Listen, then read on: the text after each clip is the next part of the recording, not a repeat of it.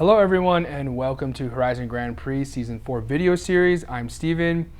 Topic of this video is transponders. First of all transponders must be purchased by you individually, the schools.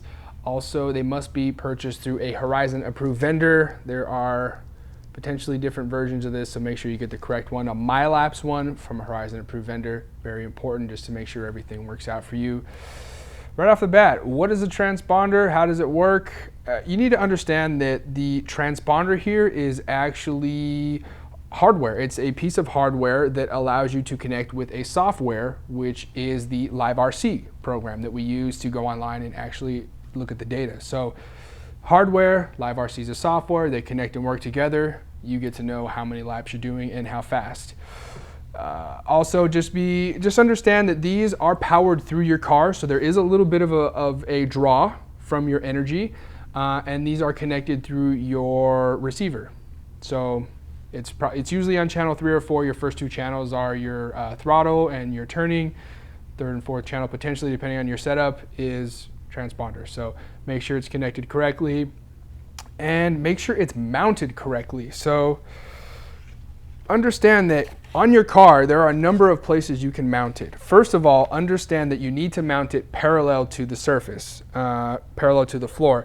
The reason you need to do that is because the way this works, this is mounted to your car. We have a loop, or it's basically just a loop of wires that's laid under the carpet at the starting point of the track. And as the car rolls over that loop, your transponder here sends data to LiveRC and says, hey, we just finished a lap, and that's how your laps are counted. So understand a couple of important things you need to realize is, one, there are 3 potential mounting points on this transponder. Use 1, if not 2, and hard mount them to the chassis. What is hard mounting? Hard mounting does not include glue, it does not include Velcro, any of those kind of things, just don't do it. I would say there's a number of places to bolt this on here with screws to your chassis, and it doesn't really matter what chassis you're using. There are a number of places where you can bolt this on, bolt it down, just bolt it down. That's most importantly. If you are gonna glue it down, or not glue it, but if you are gonna fasten it without bolting it, use really good double-sided tape. I would recommend the 3M stuff. It's a little bit thicker. That stuff holds really tightly. Just make sure your surfaces are nice and clean so it sticks down really well. Also, when you mount this, the lower that you mount it to the car, or the lower you mount it to the chassis, the better. And reason being is it's closer to the loop. The loop is under the carpet and the floor. The closer you are to the loop, the better the likelihood that your lap is going to be read. So just understand that. Make sure it's securely mounted to the car, make sure it's low, and make sure you buy it from us.